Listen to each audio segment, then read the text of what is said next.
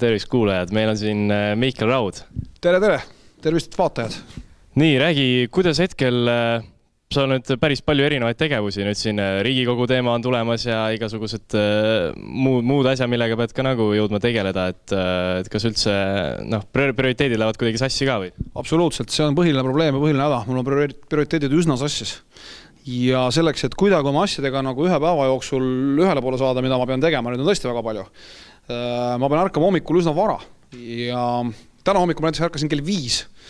Põhiliselt sellepärast, et mu väike 1,5-aastane laps hakkas jonnima ja tahtis isjemme juurde voodisse tulla. Ja see jonnimine ajas ma üles, ma mõtlesin, et tühka kah, et mul oli küll kell pandud 1,5 tundi hiljemaks, aga ma mõtlesin, ma kasutan see 1,5 tundi ära, jõudsin tööd ära teha vaevalt, siis tormasin rongi peale, tulin see Tartusse.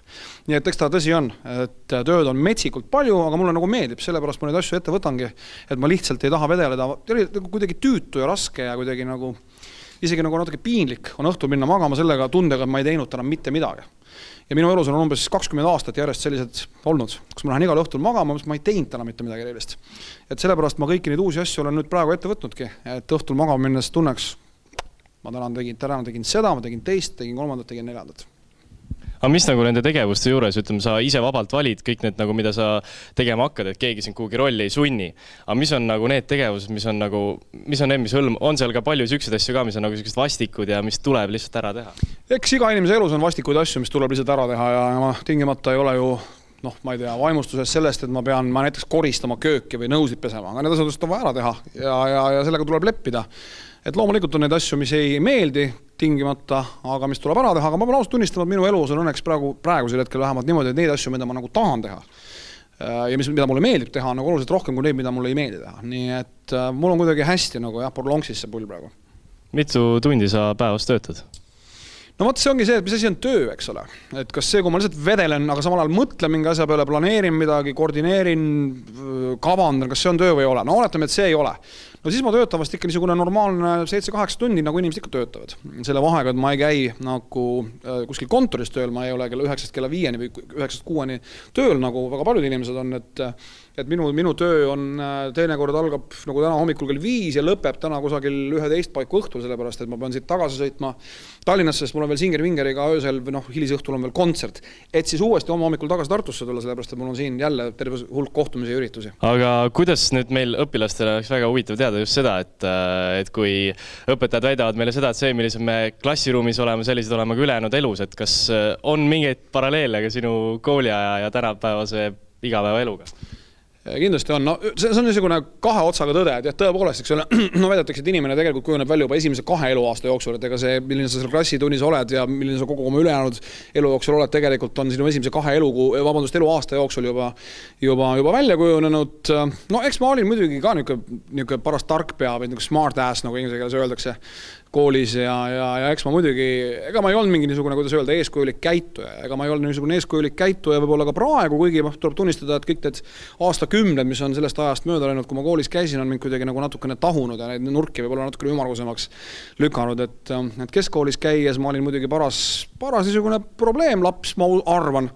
Aga kuidagi ma selle keskkooli ikkagi tehtud sain ja ma natukene, ma ei tea, võib-olla ei ole korrektne nagu teie õpetajate jutu ja niisuguse moraaliga vastuollu minna, aga mulle räägiti üldiselt sama juttu, et ega sinust Raud ei saa midagi, et unusta ära.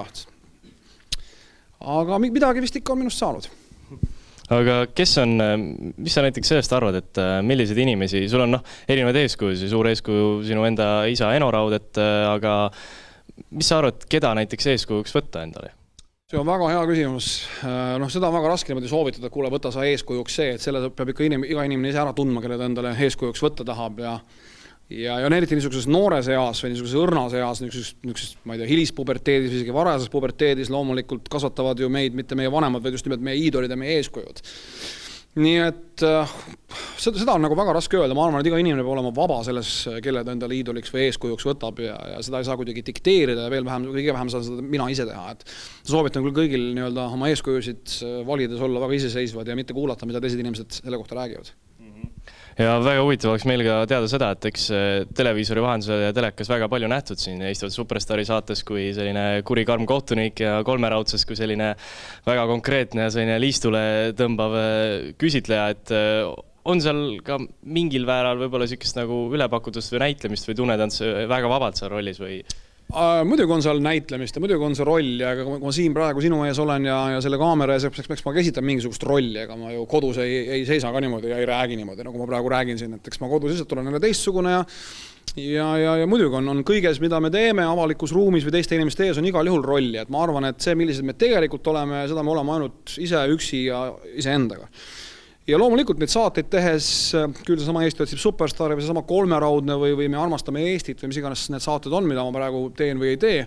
Loomulikult ma kehastan seal tegelikult kedagi teist, et ma küll nii-öelda esinen oma nime all, aga see tüüp või see karakter või see niisugune arhetüüp, keda ma seal nagu justkui nagu kehastan, on loomulikult fiktiivne. Et see ei ole kindlasti mina ise, kuigi loomulikult on seal ka elemente minust endast.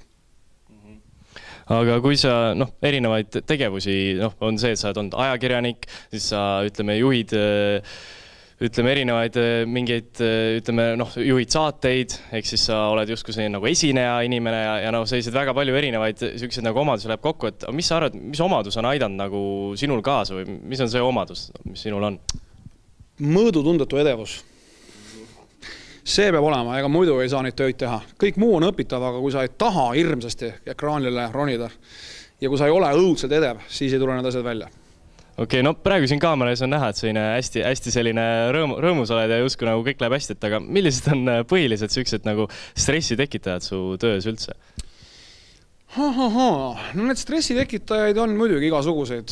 Väsimus loomulikult võib ühel hetkel tulla ja mingil hetkel sul mingi asi ei edene, sa lähed üle närvi ja sa oled veendunud, et kõik teised on süüd ja sa ise oled teinud kõige paremini kõik asjad ja sina oled andnud 100%, aga teisi nagu millegi pärast ei huvita või teised ei oska kuidagi nagu hinnata seda, mida sa teed. Aga tead, niimoodi aja möödudes ja veidi vanemaks saades õpid nende stressiallikutega ka kuidagi nagu käituma.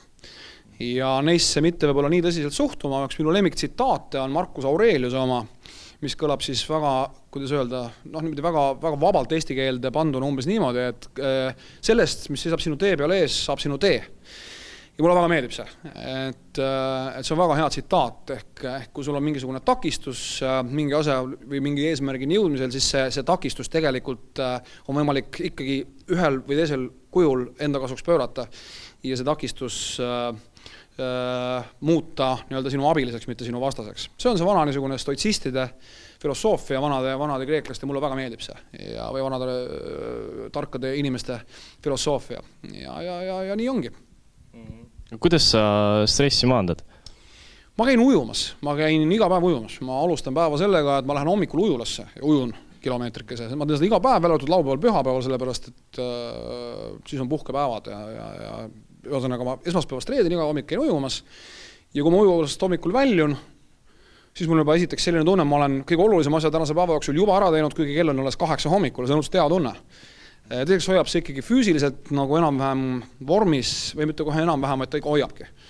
Ja teinekord, kui jätad jälle selle füüsilise poole nagu unarusse või sa nagu ei mõtle selle peale või tegele sellega, siis see hakkab kohe mõjuma ka vaimule. Et selles ütlemises terves kehas, terve vaim, ükskõik kui nagu banaalselt või ära leierdatud see ka ei kõla, on väga palju tõde, täpselt nii ongi. Inimene peab oma füüsilise tervise eest hoolitsema selleks, et oma vaimne tervis oleks virge.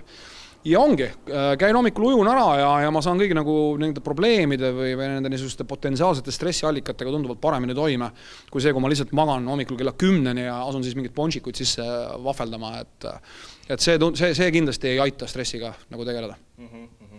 Aga kuidas näiteks meie noorte inimestele iga päev näiteks õpime mingi uue nagu midagi uut elu kohta, aga ütleme sinul, kas sa oled ka nüüd viimasel ajal midagi uut nagu õppinud mingi edukaks saamise või elu või mingi sükest ka? Ma õpin iga päev midagi uut ja absoluutselt ja ma olen täna juba õppinud üsna mitu uut asja ja juba ainult selle viimase 5 või 10 minuti jooksul, mis minuga rääkinud olen ma paar asja juurde õppinud. Just nimelt nende samade küsimuste kaudu, mida sa mulle esitanud oled.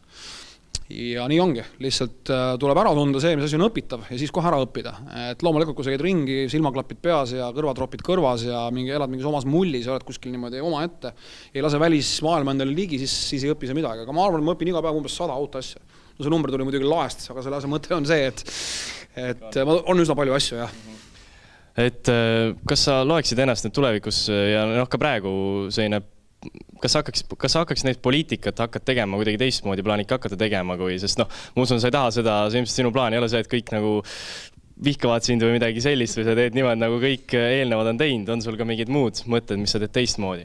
Vaata, selle poliitika tegemisega on see probleem, et igal juhul on inimesi, kes sind vihkavad ja inimesi, kes sind ei vihka, sest et sellist poliitikat ajada, kus kõik inimesed sind armastavad, ei ole lihtsalt võimalik. Selline poliitika on niinimetatud populistlik poliitika, ehk sa lubad kõigile midagi, aga sisuliselt sa ei jõua midagi. Ja see on üldse niisugune üldelu filosoofiline küsimus, et kõigile meeldida ei ole võimalik. Inimesed on mõelnud, et nad tahavad kirjutada laulu, mis meeldiks kõigile, aga lõpuks on see laul, mille nad kirjutavad selline, mis ei meeldi mitte kellelegi. Ja täpselt sama asi on poliitika või mis tahes muu asjaga. Et see kõigile meeldimise ambitsioon, see mul puudub. Ja ma tean väga hästi, et ma juba praegu ei meeldi väga paljudele inimestele, mõnele võib-olla meeldin. Ja vaat, et mõned, kellele ma ei meeldin, nende asju ma ajada tahangi ja see niisugune teistmoodi poliitika tegemine on selles mõttes, kuidas öelda, seda tehakse ikkagi nagu teatud protseduuri reeglite järgi, et juhul, kui ma peaksin nüüd osutuma Riigikokku valituks, siis ma ei hakka seal, ma ei tea, palju ülakehaga käima või midagi taolist, et eks see ikka see, et sa paned endale mingisugused riided selga ja lähed hommikul tööle ja arutad inimestega asju ja siis on seal mingid istungid ja bla, eks ole. Et niimoodi vormilises mõttes on seal muidugi nagu väga keeruline midagi muuta. Küll ma ka arvan, et sisulises mõttes on võimalik asju teistmoodi teha ja ma arvan, et see põhiline asi, mida on võimalik teistmoodi teha, on just nimelt mitte karta ebapopulaarseid, ebameeldivaid asju. See on kõige olulisem. See on asi, mida ma arvan, poliitikud tihtilugu kardavad ja seetõttu asjad jäävad tegemata. Aga ega sa ei karda seda, et sa peaksid olema tihti kaitseasendis? Aga ma pean ju praegu olema tihti kaitseasendis, et see ei ole midagi muud moodi selles mõttes või midagi väga kardinaalselt teistsugust, et niisuguse meediategelase või inimesena, kelle nägu on mitte lausa igal õhtul, aga igal nädalal vähemalt inimese elutoas läbi tema televiisori kasti, et selle oht on igal juhul see, et tal on tugev on inglise keeles hate club või inimesed, kes teda ei salli ja inimesed, kes lähevad närvi ja ärrituvad, kui nad teda näevad. Ja on inimesed, kes ei ärritu ja kellele tema tegevus meeldib ja selles mõttes ma olen sellega üsna harjunud, et ma olen kasvatanud endale aastate jooksul üsna paksu naha, et seda hirmu mul vähemalt praegusel hetkel ei ole.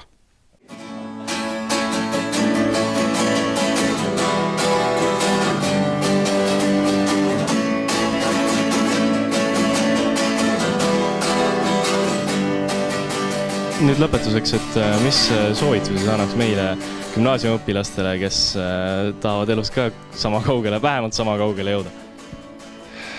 Neid soovitusi on võimalik anda muidugi lugematu hulk, aga ma arvan, et oluline on aru saada sellest, et need päevad või need praegused kuud või isegi need aastad, mis te olete koolis, mis te olete gümnaasiumis, on sellised aastad, mida te hakkate hiljem õudselt taga igatsema.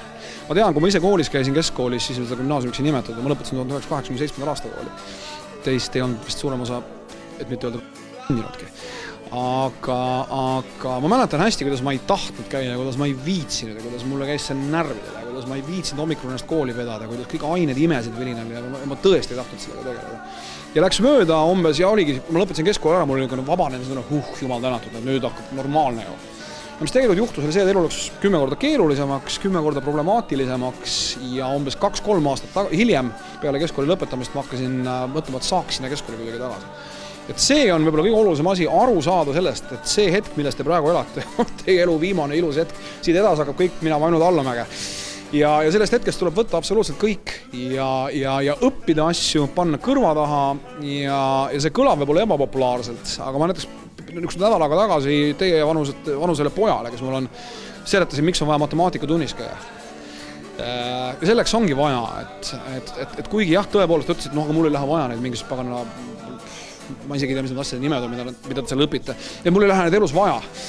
Ma ütlesin, et neid asju sul elus ei lähe tõesti vaja, aga mida sul läheb vaja, on mingisugune loogilise mõtlemise kogemus. Ja see on see asi, mida matemaatika õpetab ja täpselt sama pull on ajalooga või keelega või ükskõik mis ainega, mis ühel või teisel põhjusel on, mul ei ole vaja neid aastaarve teada või mul ei ole vaja seda teist. Mul ikka vaja, kõik asjad aitavad üldist elu kuidagi konteksti panna ja sellest aru saada ja ma väidan seda, et selleks, et elus kuhugi jõuda, on vaja head haridust. See kõik algab ja lõpeb sellega. Ma tean seda oma isiklikust kogemusest, ma näen seda oma tuttavate pealt, ükskõik kellega ma räägin, ükskõik kellega ma elus kokku puutun. Need, kellel on hea haridus, nendel on hästi läinud, need, kellel ei ole, on olnud raskem. Nii et nii lihtne ongi ja see ei ole ebameeldiv, see ei ole kuidagi stressi tekitav. See on kihvt aeg, mis teil praegu on. Selge, aga aitäh positiivsete julgustavate sõnade eest ja soovin sulle palju edu.